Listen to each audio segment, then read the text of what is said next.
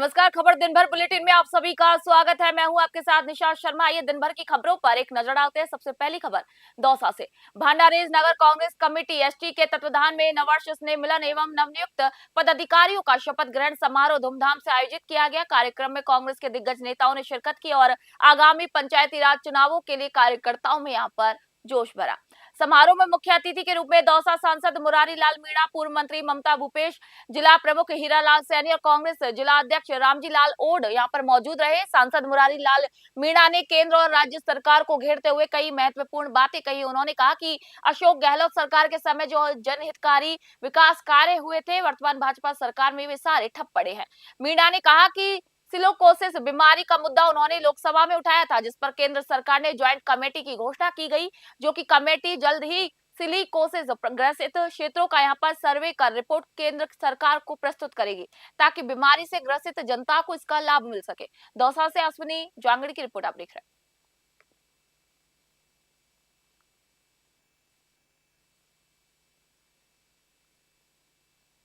खबर भांडारेज से। नगर पालिका मुख्य भांडारेज में रविवार को विराट हिंदू सम्मेलन का भव्य आयोजन किया गया। भक्ति और उत्साह के माहौल में आयोजित इस कार्यक्रम में बड़ी संख्या में श्रद्धालु और मातृशक्ति ने भाग लिया। सम्मेलन का शुभारंभ कस्बे के मुख्य मार्गों से निकली भव्य कलश यात्रा के साथ हुआ। कार्यक्रम के दौरान मौजूद वक्ताओं ने यहाँ पर सनातन धर्म की महिमा पर प्रकाश डाला। सम्मेलन में मुख्य रूप से पंच परिवर्तन के मुद्दों पर विचार साझा किए गए और मातृशक्ति को धर्म और संस्कृति के प्रति जागरूक रहने का संदेश दिया गया। वक्ताओं ने आगामी 14 फरवरी को मातृपितृ पूजन दिवस के रूप में मनाने की अपील की। छात्राओं ने घूमर नृत्य की मनमोहक प्रस्तुतियां दी, जिसे दर्शकों ने खूब सराहा है।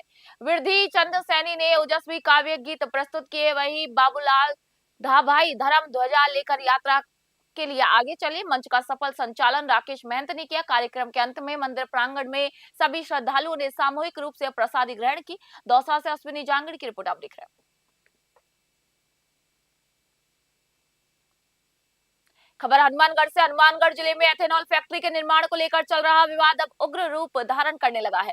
रविवार को किसान संगठनों ने प्रेस वार्ता आयोजित कर राजस्थान सरकार को सीधे तौर पर चुनौती देते हुए 11 फरवरी को विशाल महापंचायत करने का ऐलान किया है। किसानों ने स्पष्ट किया है कि 11 फरवरी को होने वाली महापंचायत केवल एक सभा नहीं, बल्कि सरकार के खिलाफ निर्णायक जंग की शुरुआत होगी। किसानों ने चेतावनी दी है कि 11 फरवरी को बड़ी संख्या में किसान अपने ट्रैक्टरों के साथ हनुमानगढ़ कूच करेंगे। मांगे न माने जाने पर मुख्य सड़कों को जाम किया जाएगा और ट्रेन रोकने को भी रणनीति बनाई गई है। किसान नेताओं का कहना है कि ये फैक्ट्री पर्यावरण और स्थानीय कृषि के लिए घातक है, इसीलिए वे किसी भी सूरत में इसका निर्माण नहीं होने देंगे। हनुमानगढ़ से विनोद चौधरी की रिपोर्ट आप देख रहे हैं।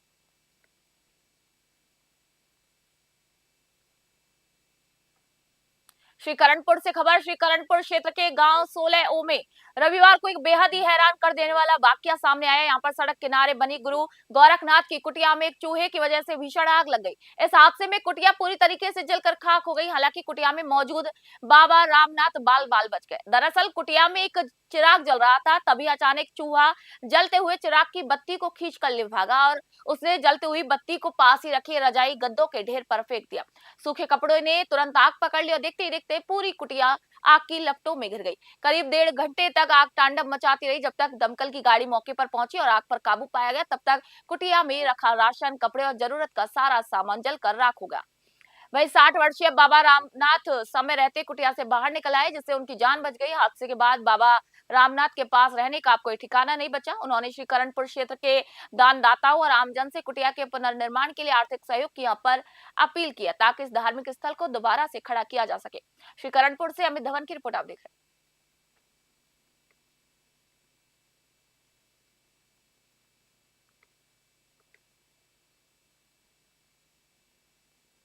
राजसमंद जिले के भीम थाना क्षेत्र में एक दिल दहला देने वाली वारदात सामने आई, जहां पर खेल के मैदान में शुरू हुआ मामूली विवाद इस कदर बढ़ गया कि दो युवक आपस में भिड़ गए और तलवारबाजी में एक युवक की यहां पर जान चली गई। प्रत्यक्षदर्शियों के मुताबिक झगड़े के दौरान एक युवक ने अचानक तलवार निकाल ली और दूसरे पर हमला कर दिया। हमले से घायल हुए युवक ने अपनी पहचान बचाने के संघर्ष में हमलावर से तलवार छीन ली और उसी पर जोरदार पलटवार कर दिया। इस खूनी संघर्ष में दोनों ही युवक लहूलुहान होकर मौके पर गिर पड़े। घटना के तुरंत बाद आसपास मौजूद लोगों ने दोनों घायलों को संभाला और गंभीर हालत को देखते हुए उन्हें इलाज के लिए व्यावर रेफर किया, जहां उपचार के दौरान एक युवक ने दम तोड़ दिया। वहीं दूसरे की हालत भी अभी गंभीर बनी हुई है। सूचना मिलते ही भीम थाना अधिकारी सवाई सिंह पुलिस जाब्ते के साथ घटनास्थल पर पहुंचे। पुलिस ने मौका मुआयना का यहाँ पर साक्ष्य जुटाए हैं। वहीं पुलिस इस बात की अब जांच कर रही है कि आखिर खेल के मैदान में तलवार आई तो आई कहां से।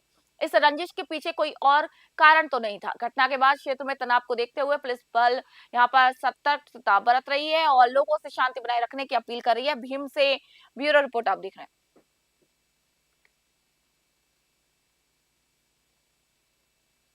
खबर डीडवाना से सीकर निवासी और गणेशपुरा गांव की दोहिती सिमरन बानो ने विदेशी मेडिकल ग्रेजुएट एग्जामिनेशन यानी कि FMGE जैसी कठिन परीक्षा उत्तीर्ण कर चिकित्सा क्षेत्र में अपनी जगह पक्की कर लिया है। उनकी इस कड़ी सफलता पर ननिहाल गणेशपुरा में जश्न का माहौल है। डॉक्टर बनने के बाद सिमरन जब पहली बार अपने ननिहाल गणेशपुरा पहुंची तो ग्रामीणों ने उनका पलक पावड़े बिछाकर स्वागत किया। गांव के प्रवेश द्वार से लेकर घर तक फूल माला और ढोल ताशों के साथ उसका अभिनंदन किया गया। कुरैशी परिवार सहित पूरे गांव ने सिमरन को साफा पहनाकर सम्मानित किया। वर्ल्ड पीस हारमोनी के प्रदेश अध्यक्ष गुलाम नबी आजाद ने विशेष रूप से यहां पर गणेशपुरा पहुंचकर सिमरन को बधाई दी। उन्होंने कहा कि ग्रामीण परिवेश से निकलकर अंतर्राष्ट्रीय स्तर की परीक्षा पास करना बेटियों से सशक्तिकरण की एक मिसाल यहां पर पेश करता है। वहीं नाना इकबाल लियाकत ने भावुक होते हुए कहा कि सिमरन ने न केवल परिवार बल्कि पूरे गांव का नाम रोशन कर दिया है। अपनी सफलता का श्रेय माता पिता और शिक्षकों को देते हुए सिमरन बानो ने कहा कि निरंतर मेहनत और अनुशासन से किसी भी लक्ष्य को पाया जा सकता है। उन्होंने अन्य बेटियों को भी आत्मविश्वास के साथ आगे बढ़ने की यहाँ पर प्रेरणा दी। डीडवाना से गुलाम नबी आजाद की खास रिपोर्ट आप देख रहे हैं। राजधानी जयपुर की करधनी थाना पुलिस ने लूट के इरादे से एक दुकानदार पर जानलेवा हमला करने के मामले में त्वरित कार्रवाई करते हुए 2 आरोपियों को यहां गिरफ्तार करने में सफलता हासिल की है। पुलिस ने आरोपियों के कब्जे से वारदात में इस्तेमाल हथियार और वाहन भी बरामद किया है। बीती 6 फरवरी की रात करीब 10 बजे 2 अज्ञात बदमाश परिवादी योगेंद्र प्रसाद शर्मा की फैंसी स्टोर की दुकान में ग्राहक बनकर घुसे थे। घटना की गंभीरता को देखते हुए थानाधिकारी सवाई सिंह ने खुद कमान संभाली और पूरे मामले की मॉनिटरिंग की। उनके नेतृत्व में गठित स्पेशल टीम ने तकनीकी साक्ष्य और मुखबिरों की सहायता से घेराबंदी कर दोनों आरोपियों रबाब उर्फ नवाब खान और अफवान हसन को यहां पर गिरफ्तार किया। करधनी पुलिस फिलहाल दोनों आरोपियों से कड़ाई से पूछताछ कर रही है। पुलिस इनका पुराना आपराधिक रिकॉर्ड भी खंगाल रही है। वही अंदेशा जताया जा रहा है कि इन आरोपियों ने शहर में हुई अन्य लूट और चोरी की वारदातों का भी खुलासा कर सकते हैं। जयपुर से अलीम खान की रिपोर्ट आप देख रहे हैं।